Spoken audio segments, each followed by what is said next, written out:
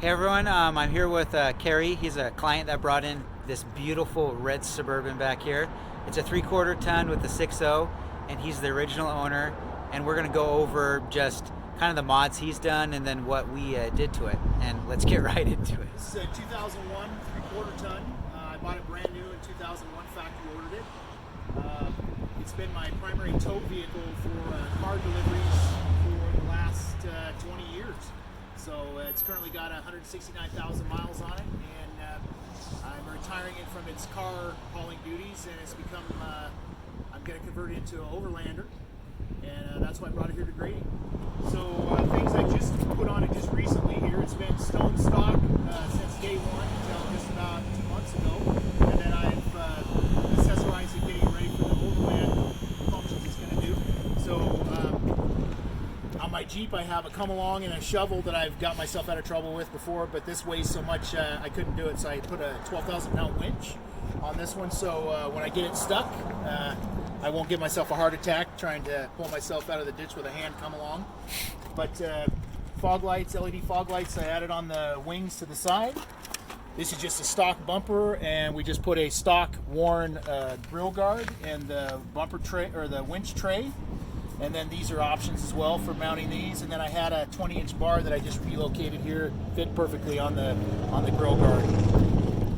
So then I'm a big fan of off-roading out very extreme places. I often get there very late at night, get out there before I turn around and come back. So I added a light bar on the roof, and obviously the small bar down below. And these have just saved me many, many times in treacherous situations. Really light up the scene where you can see what's going on. Added the little mirror extensions because I'm towing an RV trailer. It's a simple thing. Vent visors. Grady obviously just put in a beautiful solar panel. And then when we get inside, we'll see the refrigerator and the Yeti Gold Zero that's under the back seat. So when I bought it new, I did the mud flaps, I did the stainless steel panels, but just in the last month I added 17-inch wheels and 33-inch BFGs. I love these. These are the best as far as I'm concerned. It also has a 3-inch lift kit on it, a rough country lift kit, to allow the 33s to go under there. So I added another set of cube LED lights in the back that I use for when I'm backing up in my trailer or I'm backing into situations four-wheeling. It gives me lots of light I can see.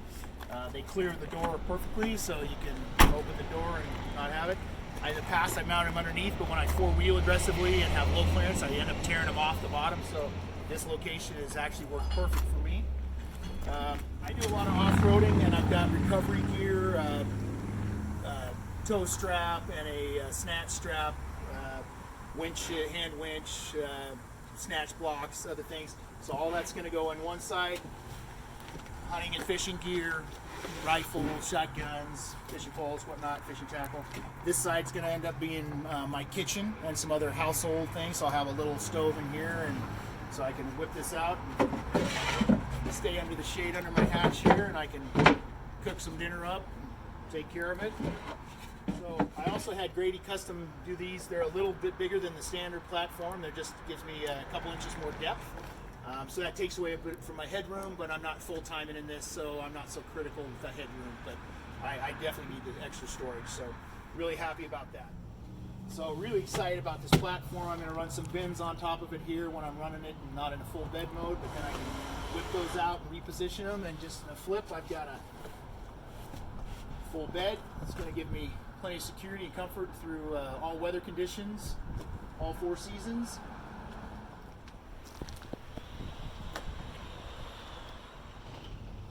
So one of the things I was really excited about was this fantastic fan. I've done it on a number of my other RVs, but loving it here on my Suburban. Give me some cool air on my face at night, or I can reverse it and pull air in from my windows to keep it comfortable while I'm sleeping.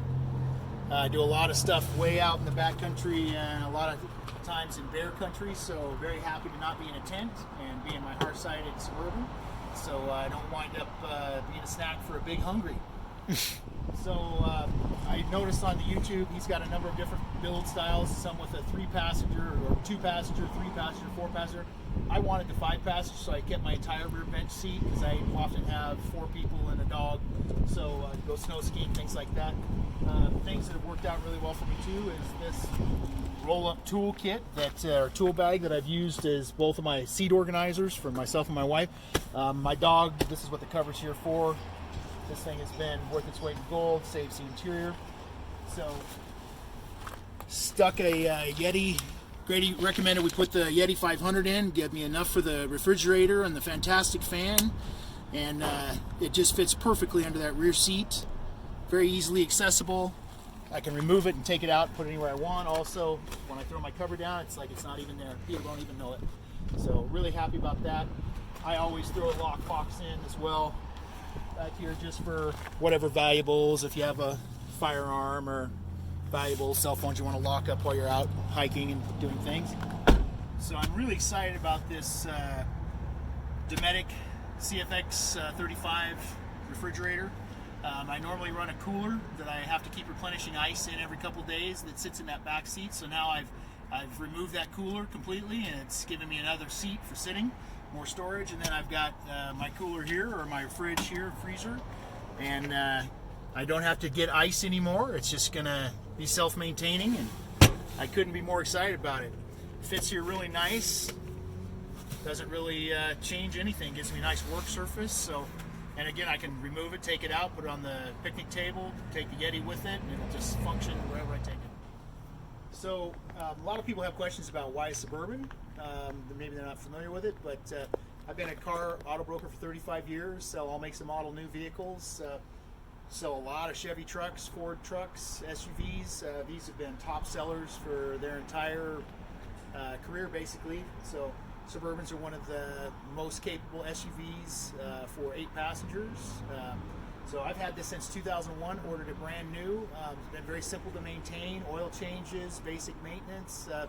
I think probably total maintenance that I put into it, I put a couple serpentine belts into it, a couple belt tensioners over the years, regular tune-ups and maintenance, regular service on the tranny, never had any major malfunctions or catastrophic failures. I just began a trip last week, and I had this all packed out to haul my trailer, and the starter went out in my driveway. And literally from the time of it going out till I was back on the road, I had it towed in AAA to the dealer and repaired within 4 hours, and back in my driveway in about 6 hours. So that's one of the big assets of a Chevrolet, is every small town from coast to coast is going to have a Chevy dealer or a Napa parts dealer, and the parts are readily accessible and easily available pretty much everywhere you're going to go.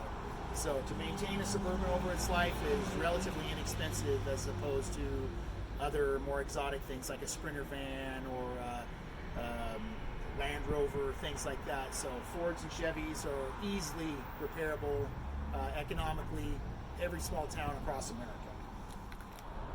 Thanks, Cary, for doing this tour and choosing us. This has been fun.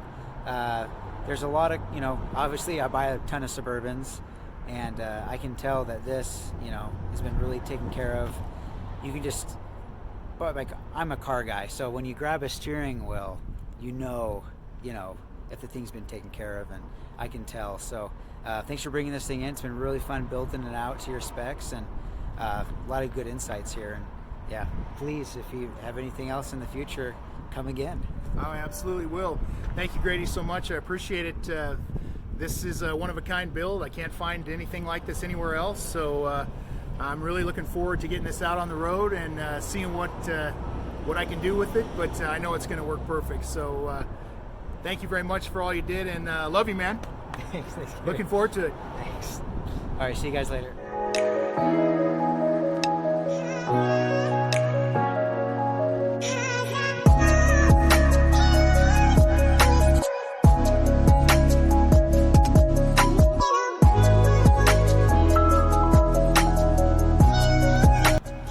Grady asked me, how do you like it? And I just want to say for all you out there, I love myself Overland. I love you, baby.